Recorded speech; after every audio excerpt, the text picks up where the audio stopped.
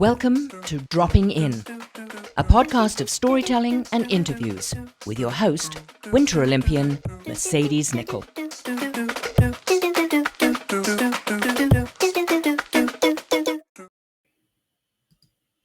Thank you so much for dropping in today. I'm Mercedes Nicoll, and this is series 11, where I don't have any guests quite yet. Don't worry, episode 100. I can't believe we're getting to 100, but 100, I will have a guest, and I'm really looking forward to having them on. Again, this is series 11, where I had ChatGPT ask me questions. I hadn't really given you guys, my listeners, my viewers, my story since episode 1. So here's a 10-episode series on my career as a snowboarder.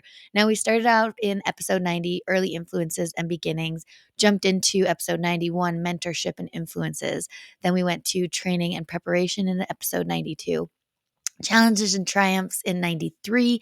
And then episode 94 and 95, I talked about my Olympic journeys because there are 4 of them. If you're new to the podcast, I am a 4-time Winter Olympian in snowboard halfpipe. So episode 94 and 95 is where you will get those stories. And then we jumped into life beyond snowboarding in episode 96, and episode 97, advocacy and community engagement, which is something that I'm very passionate about. Now, I'm dreading this one. This is episode 98, and it's the future of snowboarding. And what that means for ChatGPT and me might be very different. So I don't know what to expect on this one, the future of snowboarding. It's still a young sport, and let's see what ChatGPT has to ask me about that. But first, I will start with the 10 rapid fire questions, which honestly, I feel like I'm learning more about myself every time I do these. So here we go. Number 1, favorite local sport. What's your favorite place to visit in your local area? Well, obviously, I live in Whistler, British Columbia, Canada. So, favorite would probably be in the winter. It would be Whistler Mountain, because if you've listened to my Whistler Kids one, you know I'm a Whistler kid. I do spend a lot of time on Blackcomb, but also I would say Nicholas North Golf Course in the summer because I'm addicted to golf. It's a problem. Number 2, dream skill to teach others. If you could teach everyone in the world one skill, what would it be and why? Maybe it would be the art of listening. I know you guys are listening to me right now, but like so many people, just you have conversations with them and they don't actually listen. They just want to say what's next on their mind. And that's something when I was recovering from my concussion that um, I had forgotten to do. And then I learned how to do it in the Dale Carnegie courses. And I was just like, wow, I'm actually really like not listening. And it's really important to listen to people. So that might be my skill. Hopefully you can take that and share that with everyone that you know. Number 3, historical era to visit. If you could time travel to any historical era, which would it be? It's funny, I was talking about the book Sapiens earlier and I never actually finished it. And I would want to go to like the caveman era just to see like what the heck that was all about. Yeah, why not? Unique pet choice. If you could have any fictional creature as a pet, what would it be and why? A fictional creature. Why do I think of like Fraggle Rock and those little guys? That's a hard one. I know that I love pugs. They're almost fictional, but they're real. Yeah, I guess like I don't know. That's a weird question. I'm moving on. Number 5, comfort TV show or movie different from previous. What's another TV show or movie that brings you comfort? I don't know why, but I keep going back to Passengers with Jennifer Lawrence. That's just like something that I can put on in the background. I know what's going to happen, but I don't know. It's kind of a comfort one for me. I don't know if I've said that before. Personal motto or quote. Do you have a personal motto or favorite quote that resonates with you? That's so funny. I was thinking about these earlier, and like I've been reading a lot of quotes from some people, um, and I'm like, do they know that that's going to be a quote? And like, or is it just pulled from certain people and then they're like, "Baha, that's a quote. That's a moment." I have one from Marilyn Monroe that I can never remember that's pretty awesome, and it's not that great because I can't remember it. personal quote or motto. I don't know. Let's go with Ellen's and be kind, everyone. Preferred ice cream sundae. If you were to create the perfect ice cream sundae, what flavors and toppings would you include? See, I'm lactose intolerant, so don't really have ice cream sundaes. But if I did, I would put everything on it that was offered in the sweet and sour domain, like caramel sauce, maybe like sour candies. Like I have a huge sweet tooth, so everything. Favorite local event. Oh no, that's a challenge. I don't like this one. Is there an annual or local event that you always look forward to attending? Okay, well, there's so many events in Whistler. But Dominique Valet and I, who I've had on the podcast, we traveled together and then we kind of wanted to give back to the community and we started the Half Pipe Fam Jam, which happens in April. So fingers crossed that Whistler Blackcomb keeps building a half pipe or the pipe cutters decide to do that because in April. That's always just a fun day to get out there with like 3 different generations of snowboarders, dads, kids, and the in between. And I just love that. It's bringing it back to what it used to be. So that would be my favorite event. If I'm totally biased because I put it on. Ideal weekend morning activity. How would you spend your ideal Sunday morning? Well, right now I'm really into reading books, so I'd like probably read my book for a bit and then head up the mountain again. That's in the wintertime. In the summertime, I would get up early and play golf and then have the rest of the day do other activities. So different times of seasons, different things to do. Um, you might see that there's the theme that I like to be outside. Number 10, dream collaboration. If you could collaborate with any 2 people. Oh, we did this. And now you're asking me that again? Ugh, that's it's a super interesting question to ask, like, your friends as well, like, dead or alive. Who would you wanna do a project with? Um, in my last one, I said Pink, Michelle Obama, and my grandma, because what an era that would be, 3 amazing women. Um, if I could collaborate okay, maybe who would I have on the podcast that I haven't had? Ooh, there's so many people on the list. I did reach out to Brooke Henderson. I think that would be cool to have her on my podcast, so time will tell. Golf coming on to the Dropping In podcast. Who knows? Okay, that was the rapid fire. Thank you so much for staying on with me. We will be talking about the future of snowboarding. I do not know what ChatGPT has put together for me, so let's get into it. The evolution of snowboarding. How do you envision the future of snowboarding considering the evolution of the sport and the influence of emerging trends? Well, if we're talking about right now, and right now is January 29th, 2023, the whole evolution of snowboarding is like coming back to when I started snowboarding. All the kids right now, because the 90s are back, they're all wearing like baggy clothes and stuff like that. But if we talk about like the actual progression of snowboarding, it's insane. It's again, it was such a new sport in the late 80s coming to fruition. And now we're in the to 2024. Watching the girls actually crush it is what's that evolution of where the girls are at now is insane. I mean, if you have a kid that obviously when we started snowboarding, I was like 14. It wasn't really available before that. So now we have a generation that has just grown up on a snowboard from when they were like 3 years old. So that is super cool. They just have that like muscle memory already in there. They didn't have to really learn anything new, but the tricks that are coming out of these kids are insane. Like I don't know that we really saw this coming, but it's wild. It's super wild. Innovations in equipment, technology advances. How do you see innovations in snowboard equipment shaping the future of your sport? Are there any specific developments that excite you? I think if we're thinking about the snowboard, we've got the camber snowboard, which is the traditional snowboard, where if you were to put that on the ground, the middle of it, you would be able to kind of like see through because it bubbles up in that area. Um, they've come up with reverse camber, so it's the opposite of that. If you put your snowboard on the board on the ground, then the tip and the tail would be kind of up in the air.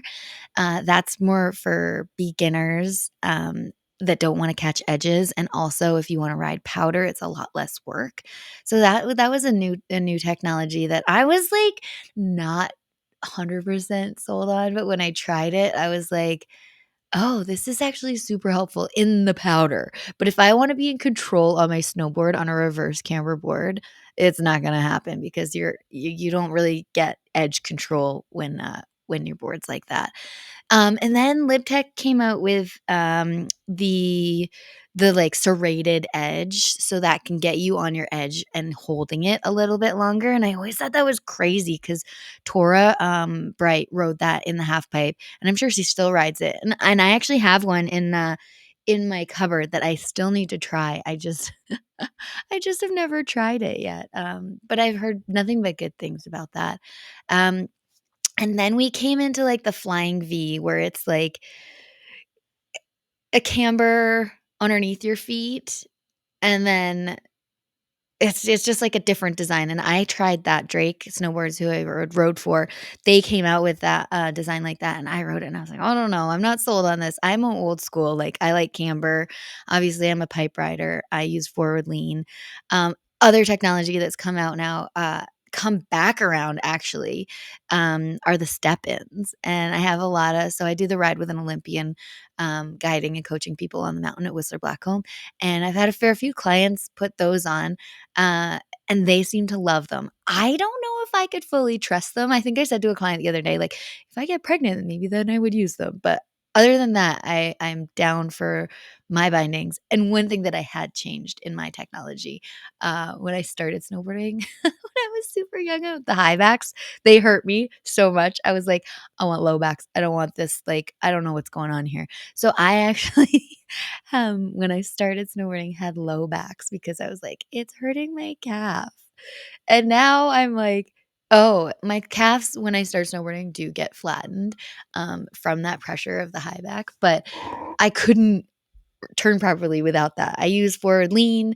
I'm not really a rail rider. I needed my edges. I love the quick, transfer onto the pressure of my calf to my high back, so that's super interesting.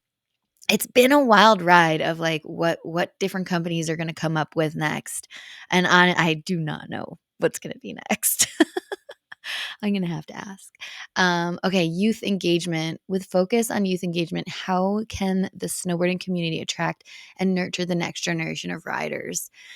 That's a really good question because it is an expensive sport. So I know there's that Burton came out with the Riglet program, which is super cool to get people to understand what snowboarding is, and that can be brought to schools. And you don't even need snow; you just get an understanding of like being on a board in the gymnasium, and you can like there's like a little pulley system too. So that's a cool way to kinda get into that, and I know there are some programs like the Chill program. Again, Burton's such a great initiative for, like, making things happen, to get people into sport. That's for people that can't afford it and, really wanna try it. So it's very cool the programs that are out there, but I know that we can do a lot more to help support because it's super expensive.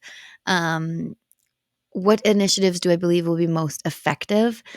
I think, like I've always said this because 'cause I'm an athlete representative. I think, like, the kids seeing other snowboarders and having a good time again, it's, like, such a different, sport from traditional sports in the essence of, like, everyone wants to make themselves better, but together. So, I think with kids being able to see the camaraderie and the fun in that, um I think that's what will definitely be, like, a good thing to keep kids in the sport. Inclusion and diversity. Building a more inclusive and diverse snowboard community is crucial. How do you see the sport evolving to embrace a wider range of participants and perspectives? That's a great question too. And most of this knowledge I have is because I sit on the Canada Snowboard Board, but also the things that, have to do with Sport Canada are really important because we in snowboarding, we do have, an Indigenous program, and so that is opening up the opportunity for, kids from Indigenous backgrounds to be able to snowboard, and I think that is so cool. I mean, if we look at snowboarders, we have Spencer O'Brien, who has an Indigenous background, and she gives back a lot in that community as well. Some amazing snowboarders in Whistler as well that that make it look fun and attainable, and that's what it is. So hopefully that can keep going. Also in the LGBTQ, there's a lot of women snowboarders that are part of that, and they're snowboarding, and I think it is a pretty inclusive environment. I mean, it'd be hard to tell if it wasn't. We're all friends here, and everyone's invited to have a good time, and we hope you enjoy it. Environmental sustainability. It's interesting. We talked about that in a previous episode. It is a concern. How can the snowboard industry contribute to environmental conservation? What role do you see um, sustainability playing in the future of sport? I mean, I am in Whistler right now and it is raining. This is an El Nino year. It's January 2024. Um, but it is not looking great out there. And we do need snow for our sport. So I urge everyone to look into POW, which is a great initiative for climate control. What else can the snowboard industry do? I mean, I think we're just going to have to shift our schedules. I honestly like what I'm seeing is everything being kind of pushed back a month or two. Um, I think we will get the snow, but who knows what's going to happen 20, 50 years from now. So we definitely got to keep our finger on the pulse in sustainability with our environment because things are happening outside. Globalization of snowboarding. Snowboarding has become a global phenomenon. That is true. One of the most watched Olympic sports. How do you foresee the globalization of sport impacting its culture, competitions, and community dynamics? It's super interesting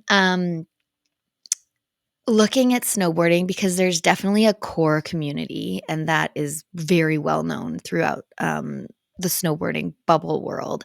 And I use bubble world as a real thing because I was in that bubble world and I was like, this is all I want to do. This is amazing. This is like the best community.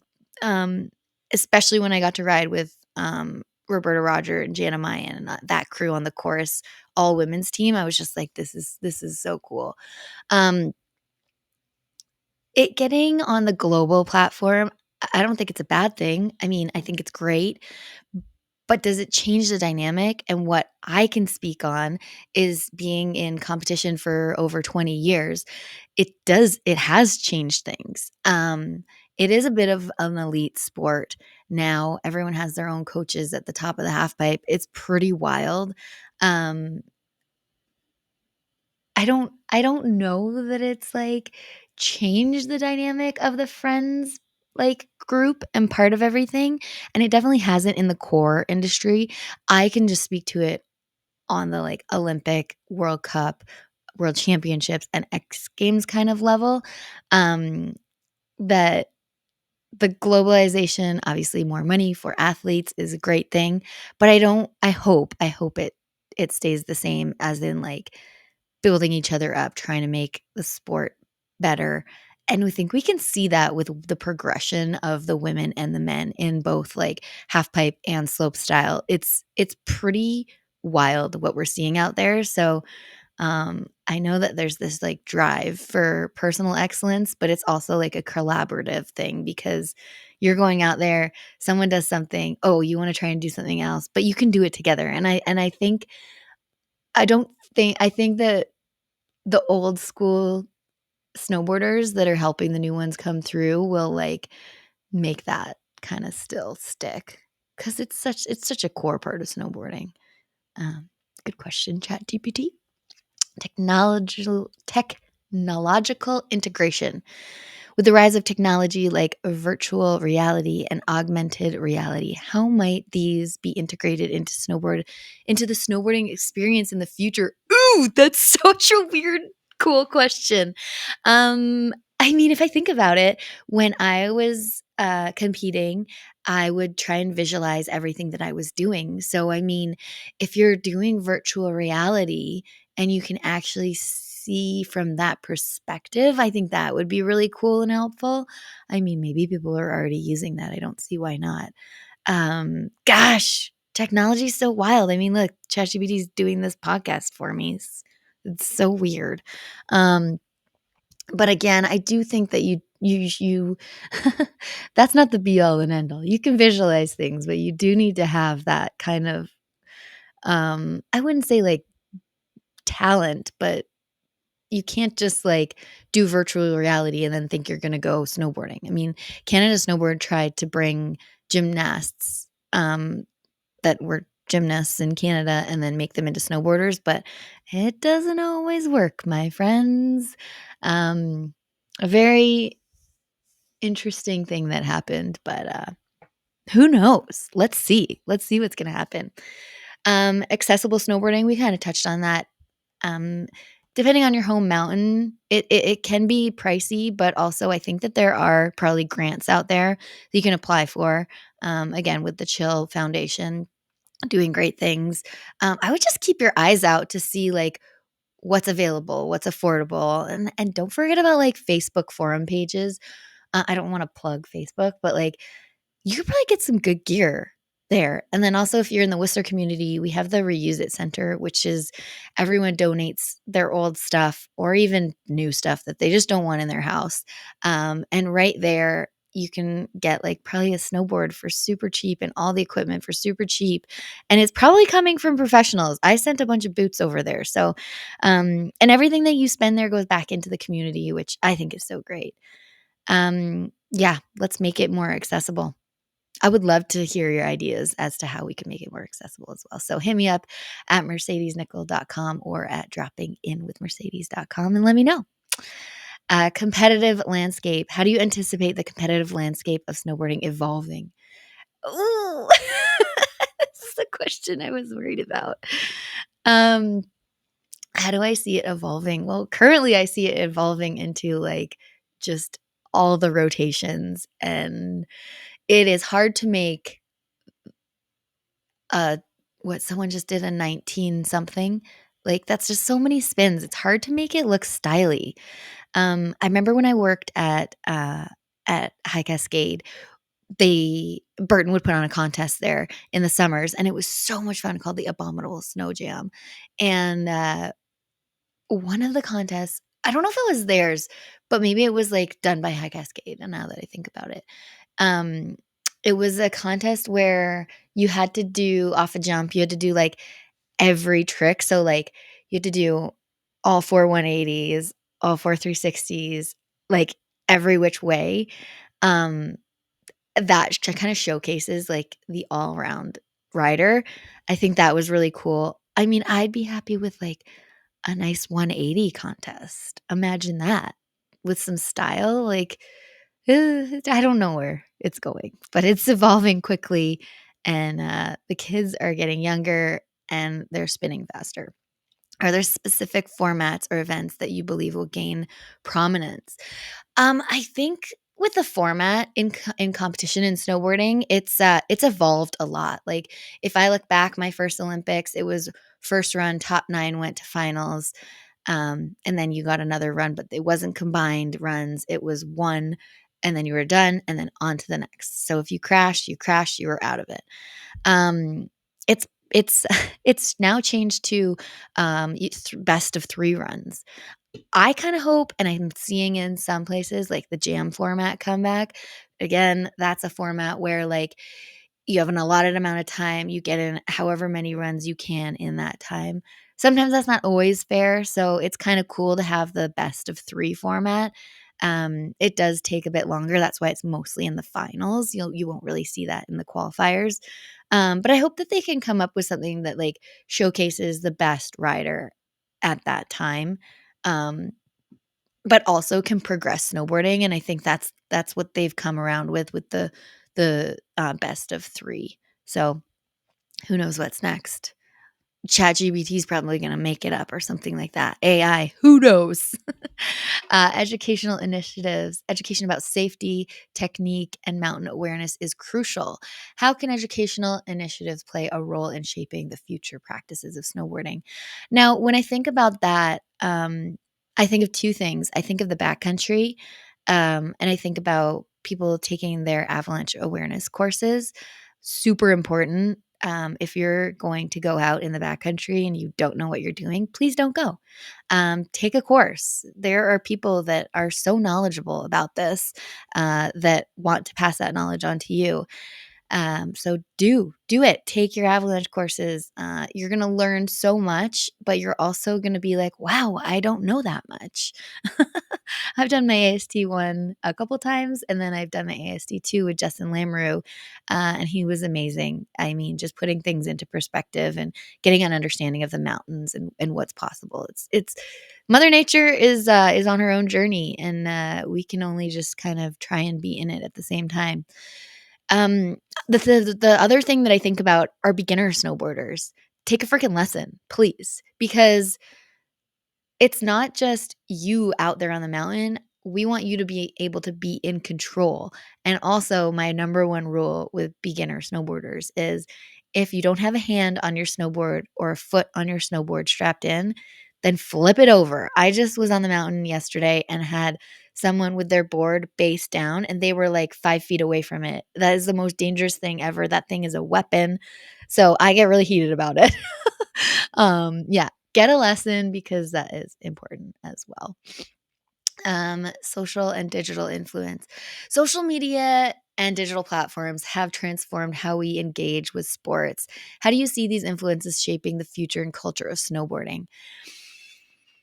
I mean, it's a double-edged sword, isn't it? Like, social media is great to showcase your platform, and a lot of snowboarders are role models, and you get to know them, and you get to be able to have that touch point. And if they decide they want to talk to you online, they can talk to you. Do you know if that's that person? Maybe, maybe not. Um, the the the other edge is that, I mean, what's reality and what's just being shown on there. Being an elite athlete, yes, we can show all of the cool things and showcase all of the perfect pictures, but are you seeing like the sweat and the tears behind everything? Probably not. So we can make things look glamorous, but also be aware that it is a slog, and there's downs and there's ups and there's tears and there's anger and there's frustration all behind that you can't really get in a photo. You could probably get it in a reel, but are people being vulnerable enough to share that? Not everyone is JP Walker. My role in shaping the future. Oh gosh, this is such a hard topic. I hope you're all here for this and enjoying it. As someone deeply connected in the snowboard community, what role do you see yourself playing in shaping in the future of sport? I mean, my role right now is more within sport in Canada and as well as in snowboarding. And I just want to help athletes be the best athletes that they can, because when I was in it, I knew I was getting really frustrated with like the funding system and how many staff were here and how I had to like figure out how I was going to pay for things. So I hope that I can help the communication and the understanding of what it is to be on the national team a little bit easier to digest for athletes, as well as um, get them the answers that they're looking for. Um, in the rest of the snowboard world, I still feel a little bit disconnected, because I used to be in the States so much and finger on the pulse, but I've really just kind of focused my efforts within Canada, and then also like with the Olympics and that side of things, which is very different from like the magazines and the videos. So yeah, I don't know. I just want to make it like easier for athletes to be able to compete and do the best that they can, but also help anyone that needs a mentor in that space. It's a wild ride being a professional snowboarder, and it's not the easiest. So yeah, I hope that I can be a shoulder to lean on for those athletes, and then have more and more snowboarders out there having a good time, because that's really what it's all about. Well, that was not as painful as I thought it would be, ChatGPT. Thank you for those questions. Um, this was what I saw the future of snowboarding look like with ChatGPT. Thank you so much for dropping in today. I learned a lot more. Hope you learned a lot more. If you want to find out more information about dropping in, please head over to Facebook or Instagram. You can find me at Dropping In with Mercedes. On Twitter, it's at Mercedes Nicoll, Nicoll. And you can hit up the website and see what the past episodes are and find all my blogs on the Crier Media Network. And all of that is on www.droppinginwithmercedes.com. Thank you so much, and I look forward to the next episode where we will be discussing legacy and closing thoughts. I don't even know what that means. That is all ChatGPT has for me. So let's see what's up next. Thank you so much for dropping in. Today. You can find everything you want to know about Dropping In with Mercedes at droppinginwithmercedes.com. Don't forget to subscribe on Apple, Spotify, and YouTube. Thanks DJ Kenosis for the music and my mom for the intro voice.